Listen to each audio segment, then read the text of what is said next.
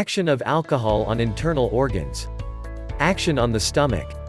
The action of alcohol on the stomach is extremely dangerous that it becomes unable to produce the natural digestive fluid in sufficient quantity and also fails to absorb the food which it may imperfectly digest. A condition marked by the sense of nausea, emptiness, prostration, and distension will always be faced by an alcoholic. This results in a loathing for food and is teased with a craving for more drink. Thus there is engendered a permanent disorder which is called dyspepsia. The disastrous forms of confirmed indigestion originate by this practice. How the liver gets affected. The organic deteriorations caused by the continued use of alcohol are often of a fatal character.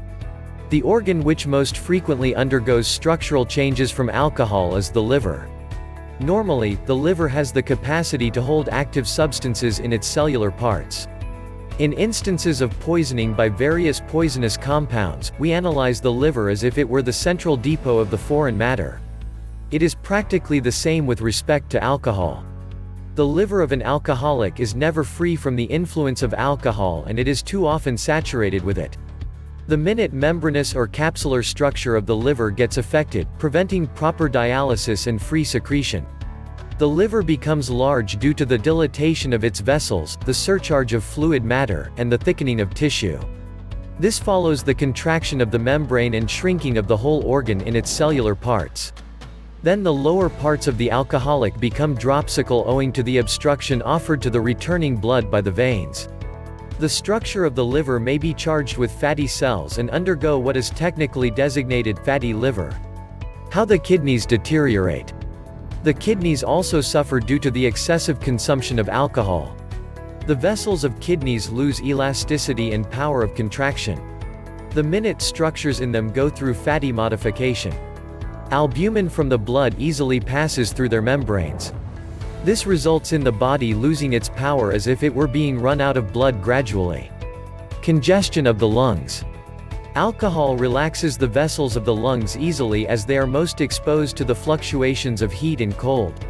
When subjected to the effects of a rapid variation in atmospheric temperature, they get readily congested. During severe winter seasons, the suddenly fatal congestions of lungs easily affect an alcoholic. Alcohol weakens the heart. Consumption of alcohol greatly affects the heart. The quality of the membranous structures which cover and line the heart changes and are thickened, become cartilaginous or calcareous. Then the valves lose their suppleness and what is termed valvular disorder becomes permanent.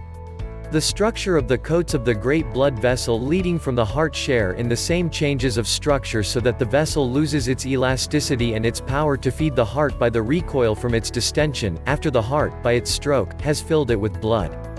Again, the muscular structure of the heart fails to owe to degenerative changes in its tissue.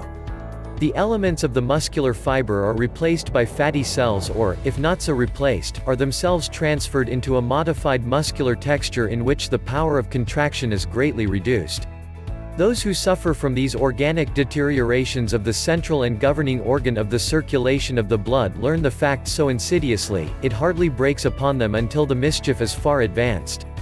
They are conscious of a central failure of power from slight causes such as overexertion, trouble, broken rest, or too long abstinence from food. They feel what they call a sinking, but they know that wine or some other stimulant will at once relieve the sensation. Thus they seek to relieve it until at last, they discover that the remedy fails. The jaded, overworked, faithful heart will bear no more.